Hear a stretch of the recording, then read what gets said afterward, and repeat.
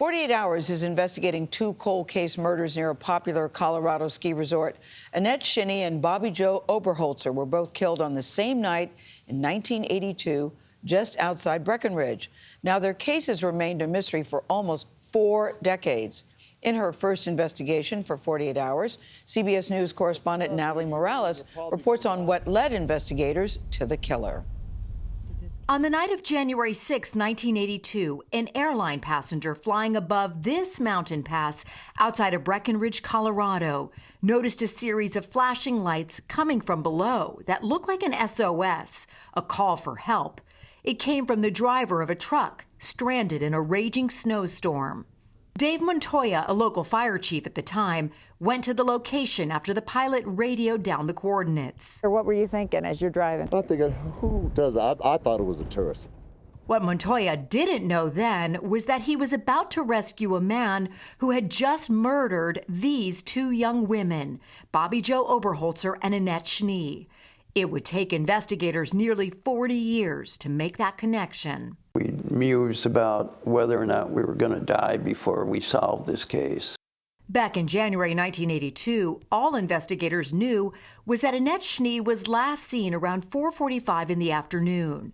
Bobbie Jo disappeared hours later, says then Colorado Bureau of Investigation agent Jim Hardkey.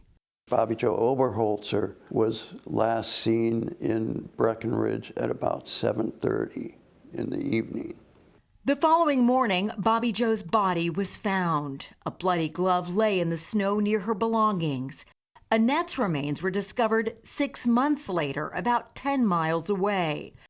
But in a strange twist, it would be these orange booty socks that linked the cases. One of the socks was found on Annette Schnee's left foot, and the other was recovered near Bobbie Jo Oberholtzer's body. This is amazing. This ties the cases together.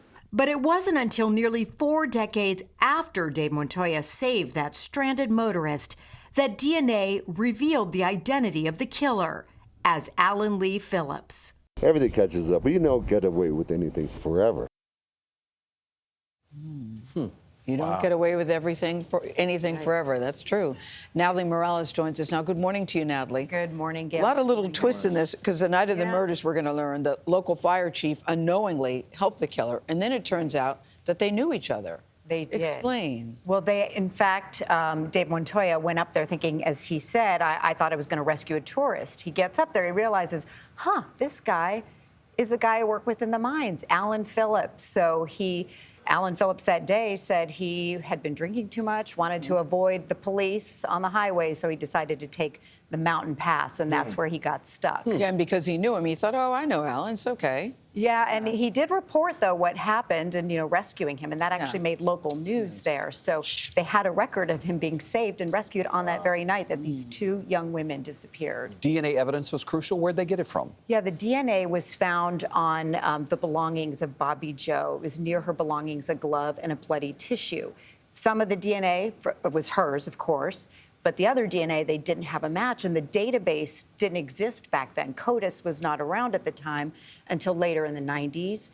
They ran it through the CODIS database. That's the criminal DNA database. There were no matches there. It took only in the last 2 years where they've created this ancestry DNA type testing, genetic genealogy, that they were able to run the DNA, and they came back with 2 names. And one of the guys was still living there in Breckenridge, or not far from Breckenridge, Colorado. Natalie Morales, it's good to see you and have you in studio. Thank you so much. You can see Natalie's me. report, last seen in Breckenridge on 48 Hours tomorrow night at 10/9 Central, right here on CBS and on Paramount+.